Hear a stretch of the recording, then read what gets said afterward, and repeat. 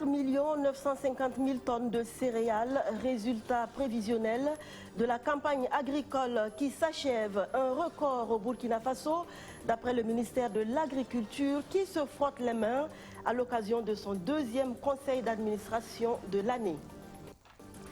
La fin d'année 2018, le maire de la commune de Ouagadougou qui poursuit sa tournée de solidarité. Armand Bewende était ce matin dans la cour de solidarité de Paspanga, les bras chargés de vivres pour les pensionnaires, ces femmes accusées de sorcellerie. Solidarité également avec les acteurs de l'éducation, c'est l'ONG Oxfam qui renforce les capacités des enseignants dans la Nyanya. La contribution de l'ONG a permis de faire un bond qualitatif dans ce secteur. Bonsoir, soyez les bienvenus. Le procès du putsch manqué de septembre 2015, suspendu ce 21 décembre pour reprendre le 7 janvier 2019. Mais avant, le général Djibril Bassolé a été entendu brièvement sur ce qu'il sait de ces événements qui lui valent d'être poursuivi, notamment pour complicité d'attentat à la sûreté de l'État et trahison. La synthèse de l'audience de ce jour avec Luc Park-Belgem. Le sursis a statué de la défense du général Djibril Bassolé n'ayant pas prospéré. L'accusé a fait part de ce qu'il sait et de ce qu'il a fait concernant le putsch manqué de septembre 2015 au président du tribunal. Le général Bassolé dit avoir quitté Ouagadougou dès qu'il a su ce qui se passait à la présidence. Il se serait rendu au Niger sur invitation du président nigérien par rapport à la situation qui prévalait au Burkina Faso. Son contact avec le général Gilbert Diendéré a eu lieu le lendemain à son domicile. Entretien qui n'a d'ailleurs pas duré vu que le général était en accord avec la feuille de route de la CEDEAO que proposait le président nigérien.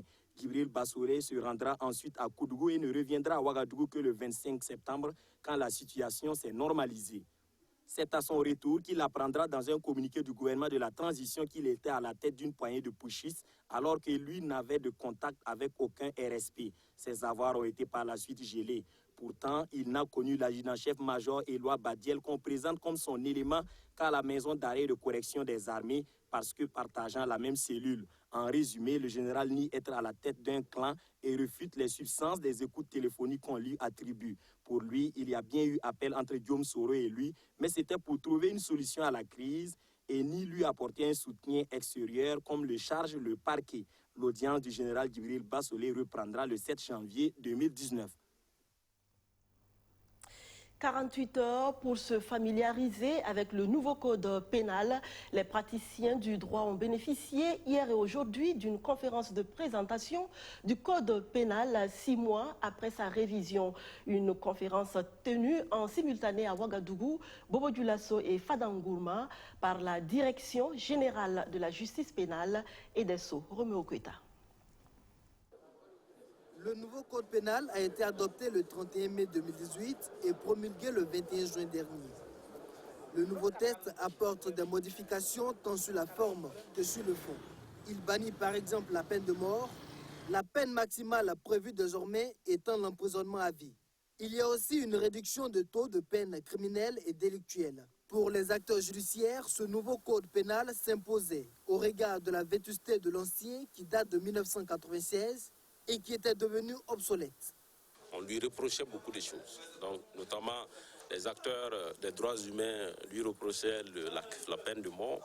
Voilà, on était pratiquement presque le seul à l'appliquer. Donc il fallait donc prendre en compte ces préoccupations.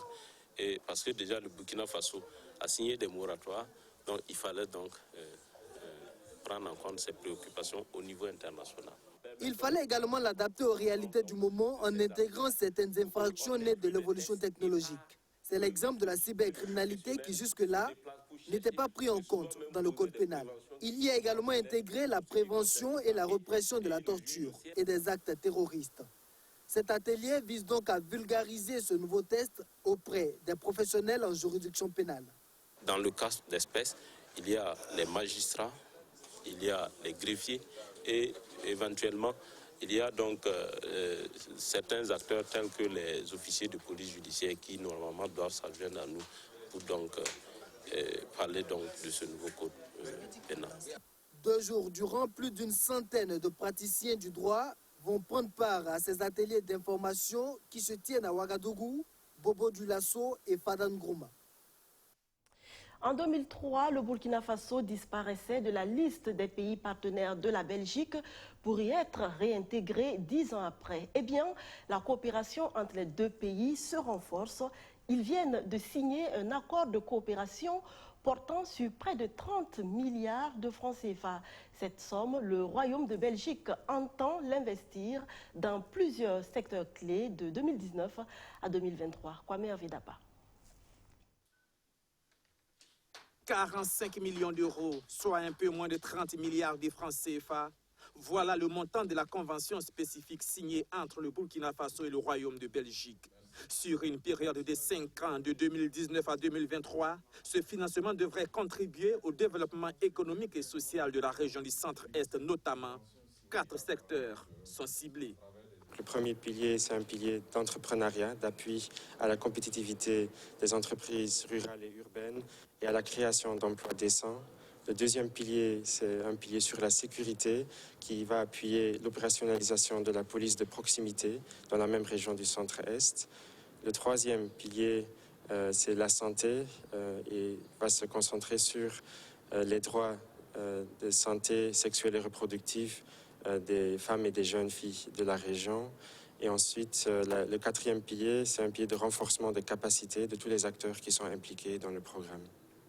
Élément important et d'une portée symbolique de ce nouveau programme de coopération, la Belgique a décidé de suspendre l'exemption fiscale dont elle bénéficiait sur tous les équipements et services importés ou achetés. Un exemple pour les autres partenaires techniques et financiers du Burkina Faso, dira le ministre de l'économie et des finances, dans un contexte où le budget 2019 qui vient d'être adopté doit faire face à des enjeux majeurs. Mais c'est un budget qui a de tous les défis.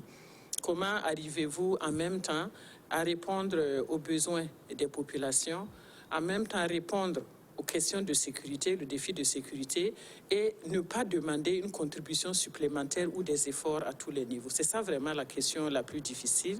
Et c'est pour cela qu'au niveau de la Belgique, et je saluais justement tout à l'heure, le fait que le Royaume de Belgique ait renoncé de lui-même aux exonérations fiscales auxquelles il a droit en tant que coopération étrangère. Je crois que ça, c'est un signal très fort et qui devrait aussi servir aux autres coopérations. Pour un pays qui rencontre beaucoup de difficultés comme le Burkina Faso, je pense que c'est un geste quand même très important qu'il faut souligner. Ce nouveau programme quinquennal de coopération entre les deux pays sera mis en œuvre par Enable, l'agence belge de développement, en collaboration avec les structures burkinabées. La région du Centre-Est où le secteur privé rencontre d'énormes difficultés. Dimanche dernier, le président de la Chambre de commerce et d'industrie du Burkina Faso s'est rendu sur place pour se faire une idée sur la situation. Et c'était la première journée consulaire de la Chambre de commerce et d'industrie du Burkina Faso. Sandrine Zougouri. C'est un face-à-face entre le président de la Chambre de commerce et le secteur privé de la région du Centre-Est. Sans langue de bois, ces opérateurs économiques de la région ont exposé les difficultés qu'ils rencontrent. Les tracasseries douanières et la lenteur dans les procédures des marchés dans le domaine du BTP, autant de difficultés dénoncées ici par le secteur privé. Ils ont parlé des problèmes des impôts et les problèmes de l'élevage, le financement, beaucoup de problèmes que les commerçants sont évoqués. La région du Centre-Est a des commerçants, des entreprises, comme au niveau national, que dans d'autres régions. Mais on voit chaque fois dans les revues ou au Conseil des ministres qu'on a attribué des marchés à des entreprises au niveau national. Mais on n'a jamais appris qu'un fils ou un entrepreneur de la région du Centre-Est aussi a été un attributeur au Conseil des ministres des marchés publics. Toute huit à l'exposé des acteurs du secteur privé, la délégation nationale prend note et promet de changer la donne. Les préoccupations et les attentes sont immenses, mais nous veillons, nous travaillons avec le président du DCR, M. Ménégo Fassenowende, pour en tout cas trouver au mieux possible des réponses pour ces préoccupations. Cette journée consulaire régionale première du genre témoigne de l'intérêt que la délégation accorde aux commerçants, une initiative qui intervient dans un contexte de décentralisation de l'animation des instances consulaires. Première région à abriter ce dialogue, la région du Centre-Est s'en réjouit. Tout ce qu'on demande seulement, comme le bureau national même était là, ils ont vu les préoccupations des commerçants de ma région, ils ont tenu compte et il nous a promis que quand ils vont retourner, ils vont voir comment ils vont faire pour que dans tous les 13 régions-là, que les activités des opérateurs économiques vivent. Parce que sans le commerce, rien ne peut. Je peux dire que c'est le commerce qui est le poumon. Cette rencontre a été l'occasion pour la délégation de s'imprégner des difficultés du secteur privé de la région du Centre-Est. Ce dialogue a aussi permis aux opérateurs économiques de se prononcer sur l'organisation du 59e anniversaire de l'indépendance du Burkina Faso. La région du Centre-Est abritera les festivités en 2019. C'est à Manga, dans le centre-sud, que le ministère de l'Agriculture s'est rendu pour son dernier conseil d'administration. Le département de Jacob Ouedraogo termine l'année en beauté au regard des acquis engrangés. Rémi Lambert-Nibier. Une campagne agricole humide qui s'est terminée avec de bons rendements et une campagne agricole sèche entamée sous de bons auspices. Le ministère de l'Agriculture termine l'année avec moins de stress. Ce deuxième conseil d'administration du secteur ministériel CASEM tient donc lieu de bilan des efforts conjugués par les différents démembrements du ministère. Pour ce qui est des résultats prévisionnels, nous disons que pour ce qui est des céréales, par exemple, nous sommes autour de 4 950 000 tonnes. Un chiffre, un record jamais atteint dans notre pays. Et cela, naturellement, l'honneur revient aux producteurs, aux productrices qui ont fait l'essentiel du labeur. Merci également à Dame Pluie, qui, pour une fois, a été au rendez-vous du début jusqu'à la fin de la campagne. Et enfin, grâce à la perspicacité des producteurs, mais aussi des services techniques du ministère de l'Agriculture, pour donc juguler les crises nées des ravageurs, qui sont les chenilles légionnaires et les oiseaux granivores. Donc je pense que c'est cette conjugaison d'efforts et de facteurs qui nous ont permis donc d'atteindre ces résultats qui sont véritablement à la hauteur de nos attentes. Il y a qu'au niveau des productions de rente, notamment le coton, nous avons connu un fléchissement des quantités pour diverses raisons. Mais de façon globale, la campagne agricole 2018-2019 a été très satisfaisante pour le pays. Le bilan est bon et surtout meilleur comparé à la campagne agricole 2017-2018, mais n'empêche que certaines provinces connaissent encore un déficit céréalier. Nous avons autour de 18 provinces qui sont censées être déficitaires, mais nous n'avons pas de provinces en situation de crise alimentaire aiguë. Donc le jeu du transfert des vivres permettra effectivement à l'ensemble de populations de pouvoir manger à leur faim. Du reste, vous savez que chaque année, le ministère en charge de l'Agriculture élabore ce que nous appelons un plan de réponse et de soutien pour les personnes vulnérables, qui permet d'affiner justement et d'identifier les ménages les plus vulnérables pour que le gouvernement et les partenaires techniques puissent envisager leur accompagnement en termes effectivement d'alimentation. Une raison de plus pour que ce CASEM soit le cadre de rencontre pour réfléchir au mécanisme de résilience des producteurs agricoles aux aléas naturels. Le ministère prévoit, entre autres, dans ses prévisions d'accompagnement du secteur rural, la réalisation de 11 864 hectares d'ouvrages de conservation des eaux et des sols et de défense et restauration des sols, l'installation de 34 unités de conservation doyons, ainsi que la mise à disposition des producteurs de 11 515 tonnes d'engrais et 511 tonnes de semences améliorées. Des acquis également dans le secteur de l'éducation dans la Nyanya. Grâce à l'ONG Oxfam, les enseignants de la province ont renforcé leur connaissance de la méthode pédagogique, ce qui permet à la Nyanya de se hisser au premier rang dans la région de l'Est en matière d'éducation. Abdoulaziz Saré, Roméo Kweta. C'est un bon qualitatif que connaît désormais la province de la Nyanya en matière d'éducation. Un bon qualitatif avec des enseignants plus que jamais déterminés à maintenir ce bon niveau pédagogique.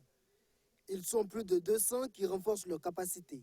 Une formation en méthode pédagogique qui s'inscrit dans le cadre du deuxième programme intégré gouvernance, éducation et citoyenneté, initié par l'ONG Oxfam.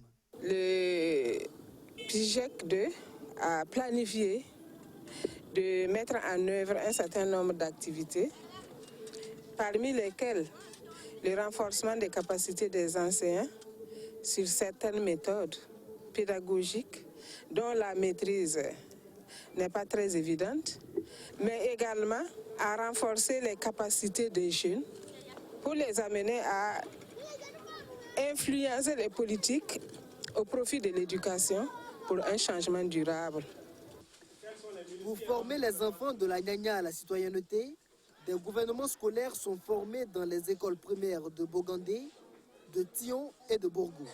À travers ce gouvernement, les élèves s'autodirigent, améliorant ainsi leur rendement scolaire. Je me nomme Flora Koro. Dans le gouvernement scolaire de l'école Bantia, je suis le Premier ministre. J'ai pour mission de contrôler les activités de chaque ministre, de proposer au ministre pour être nommé. Le gouvernement est bien pour nous car ça nous aide à travailler ensemble.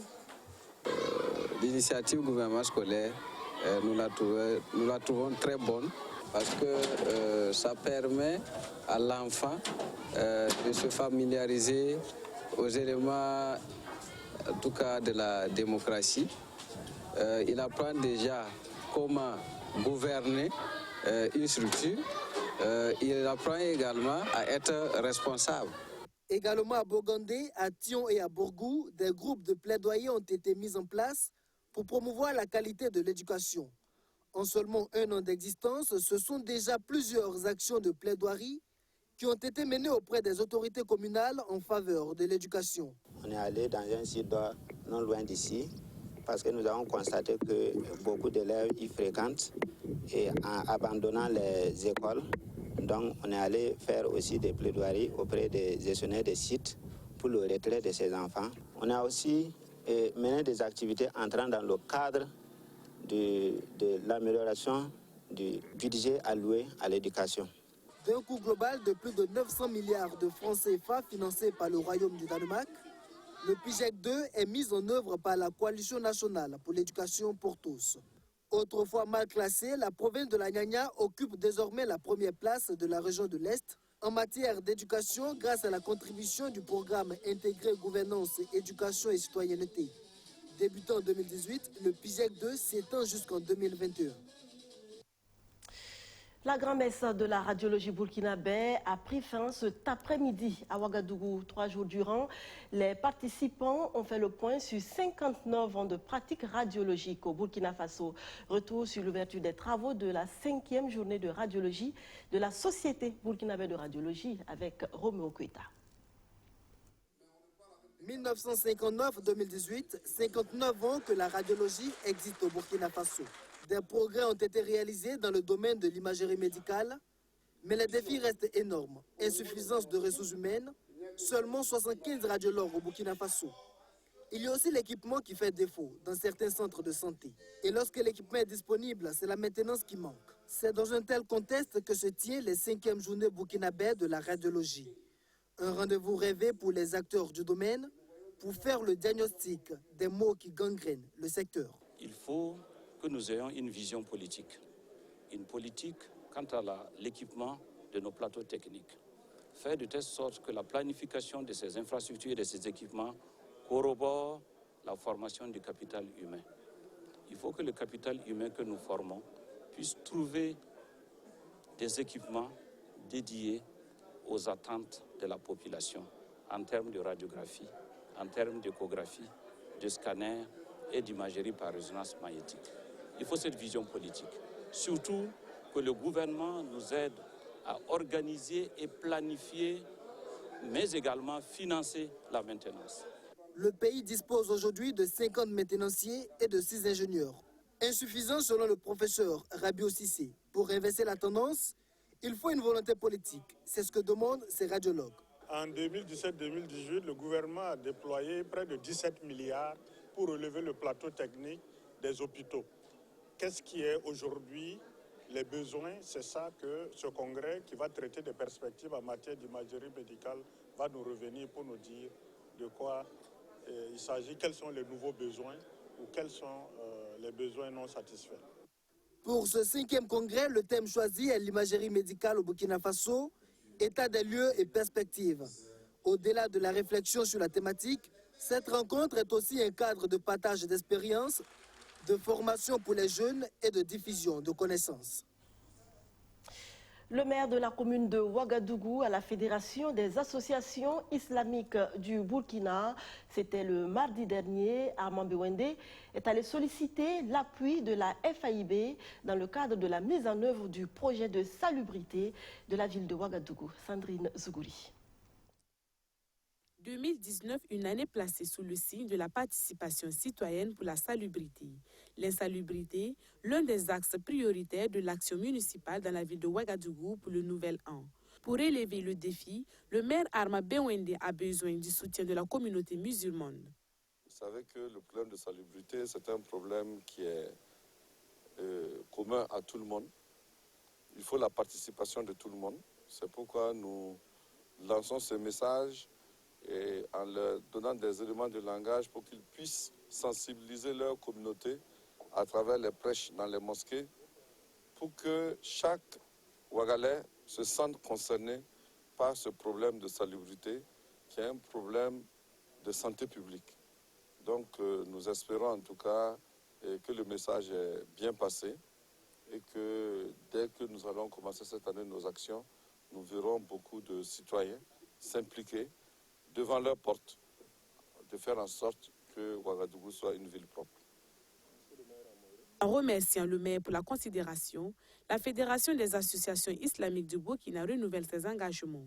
Elle se tient prête à soutenir le maire dans l'atteinte de ses objectifs. Nous avons été très heureux de les recevoir et nous continuerons à prier pour que notre ville Ouagadougou, qui est la ville, le lieu et le cadre de vie de chacun de nous, que cette ville soit plus propre, comme il a dit, que l'année 2019 est placée comme une année de participation citoyenne à la salubrité de la ville.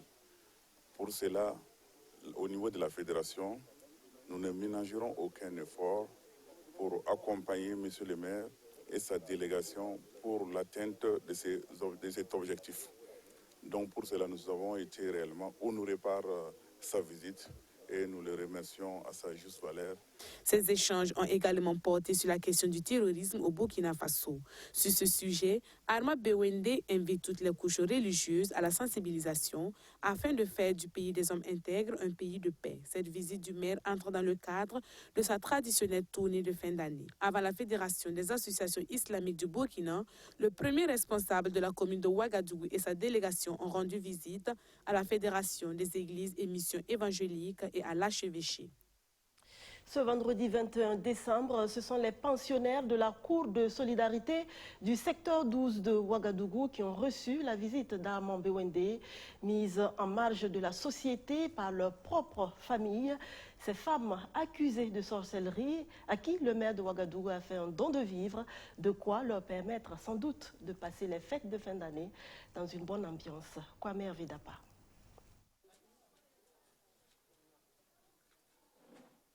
C'est l'heure du déjeuner à la Cour des solidarités du secteur 12 de Paspanga. Au menu, de la sauce et du riz. Du riz comme le contenu de ces sacs transportés par les pensionnaires du centre dans ce magasin de stockage. Depuis la cour principale, où quelques minutes plus tôt, le maire de Ouagadougou leur faisait don de plusieurs vivres et autres articles. Vous avez ici du savon pour votre lessive et vous avez ici du maïs et du riz. En tout, une vingtaine de sacs de céréales, une dizaine de cartons de savon et de l'huile vont être donnés. De quoi susciter la reconnaissance chez ces femmes mises au banc des accusés et visiblement en manque d'affection. Chaque année, vous nous rendez visite et cela est un bon geste. Nous vous en remercions. Que Dieu vous donne la santé, de la joie et fasse prospérer vos activités. De la nourriture, oui, Mais pour ces femmes d'un âge avancé, la période de froid exige d'autres préoccupations qu'elles vont exposer à Armand Bewende.